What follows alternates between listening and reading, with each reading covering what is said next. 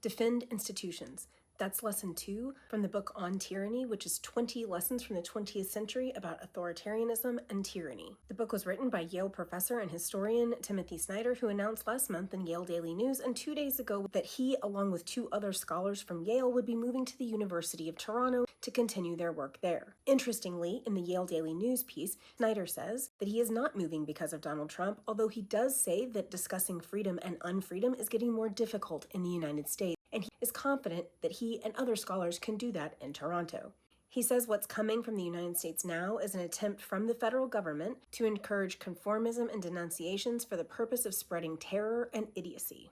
In my opinion, public education, including public colleges and universities, should be some of the first institutions that we defend. I'm cool with defending private colleges and universities too, but the degradation of public education in the United States, along with degradation of the integrity of voting rights systems, are some of the most profound ways in which our country is being harmed. Institutions help us preserve our decency, and they need our help as well. Snyder says, do not speak of them as our institutions or our democratic institutions unless you make them yours by acting on their behalf. Institutions do not protect themselves, and they will fall one by one under authoritarian or autocratic regime. If you haven't been defending them from the beginning, now is a great time to start. The challenge here is to choose an institution that you care about, defend it, and take its side. Snyder gives the example of a court, a newspaper, a law, or a labor union, but there's lots of other institutions that one can defend.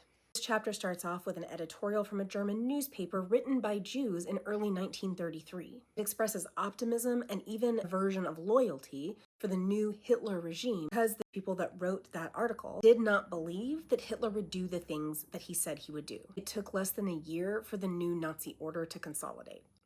What Snyder's talking about here is the mistake of many good-natured people to assume that leaders that come to power through certain institutions will not then degrade and even destroy those institutions. What scholars tell us is that these institutions don't protect themselves because they're made up of people. They require certain input to create certain output. This is Systems Theory 101.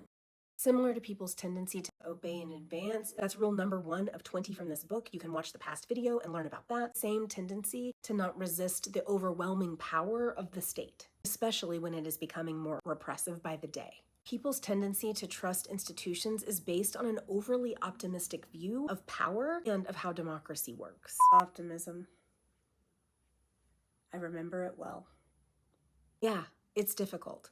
Civic engagement is a muscle that needs to be exercised. In this chapter, Snyder also talks about how revolutionaries tend to destroy institutions, and he gives the Bolsheviks as an example. That's a fine example, but I'm going to push back on this revolutionaries just want to burn it all down idea in my next video when we talk about number 3, beware of the one-party state. I believe in standing up for democratic institutions, and I also believe in standing up for causes and values that one believes in. But as a cis woman of reproductive age, I have less constitutional rights than the day I was born. So I rightfully don't believe the incrementalists anymore when they tell me just to wait that things will incrementally get better. That being said, I can tell you one of the most important things that we can do is engage with systems. Good-natured, humane input into any of our democratic systems can output something more equitable than we see today.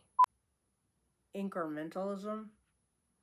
Much like an eternal growth model, I really think we can do better than that. And I really think we should. Incremental change is like the tip of the iceberg. The middle of the iceberg is actual structural change, and the bottom of the iceberg would be transformational change. That's the kind of thing people deserve, and that's the kind of thing we're going to have to defend our democratic institutions to do. All right. You've convinced me. There are lots of ways to defend democratic institutions. Showing up, being part of the conversation, and donating can help for a lot of them. Acting and interacting within a system and understanding the structural dynamics can also really contribute to defending democratic institutions. And one of the key things you can do is collaborate. This requires critical thinking, understanding power dynamics, trust, and roles. Unshakable intersectional solidarity is another great way to defend an institution that you care about. Building trust and relationships within that institution or the people that are also seeking to protect it, working with diverse individuals and organizations, really bringing in a lot of different good faith ideas. I'm sure by now most of you are familiar with the book Team of Rivals by Doris Kearns Goodwin. It explains how Lincoln's administration was really built up of diverse viewpoints. And I'm not talking about the same type of viewpoint diversity that the White House is crowing about. Sharing knowledge and resources is another excellent way to defend institutions that you care about. I really hope that I'm modeling that behavior for you here. Speaking of modeling behavior, for all of you that have commented on my appearance and approach, thanks so much, haters, for watching. Never done it without you before. Guess I'm not going to do it without you again. And by the way, I'm not afraid of AI, but one of the reasons that there's a desire to automate all of our business processes is so that there are not as many human cogs in the system that can mess something up in case of, oh, I don't know, corruption or encroaching authoritarianism and oligarchy. So this really does take all of us, a lot of communication, shared resources, and shared knowledge. But I truly do believe this is a fight worth fighting, and one that we can win. What did I tell you about optimism? A reality show? Institutions I support? The Fifth Amendment. And the First.